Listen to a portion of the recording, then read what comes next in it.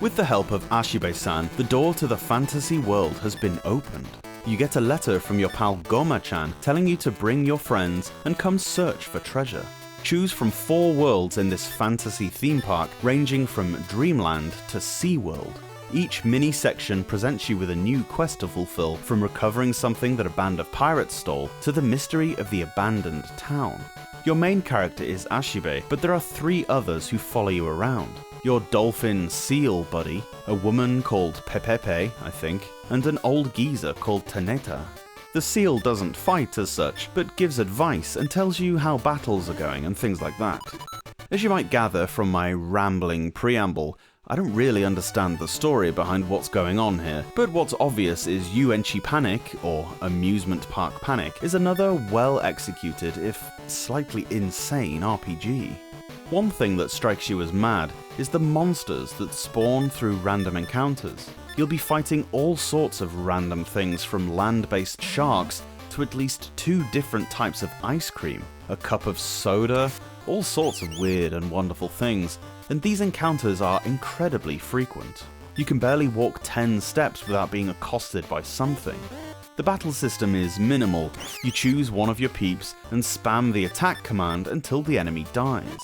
Not sure why only one of the party can be involved with a fight at any one time, but there it is. Each character has their own attack. Pepepe sings the alphabet at enemies with a strong impact that hits perhaps 50% of the time. Taneta, with his massive fish lips, flings fireballs using his fringe. You know what? I'm gonna stop attempting to explain the storyline facets of this game, because everything I say makes it sound even more bonkers. The insanity is really only skin deep though. Upon closer inspection, you realise that this is kind of a generic RPG underneath the veneer of madness. Unfortunately, not enough of the strong aspects of a generic RPG were explored. There's very little strategy and even less team building. You never get a sense that your characters are growing in strength, and as far as I can tell, there's no overarching story connecting the 4 levels. It's kind of a shame, as the graphics are delightfully wacky, and the accompanying soundtrack is truly excellent. For some strange reason, I get the feeling this was never intended to be a game taken seriously. I wonder what gave me that idea.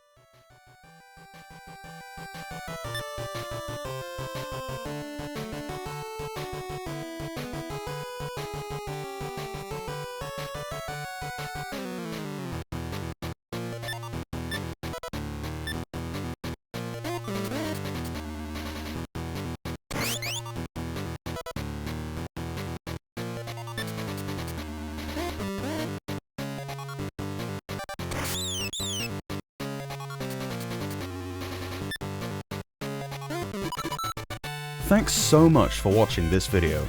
Let me know your thoughts on the game down below, and if you can spare a second, give the review a quick thumbs up, it really helps out.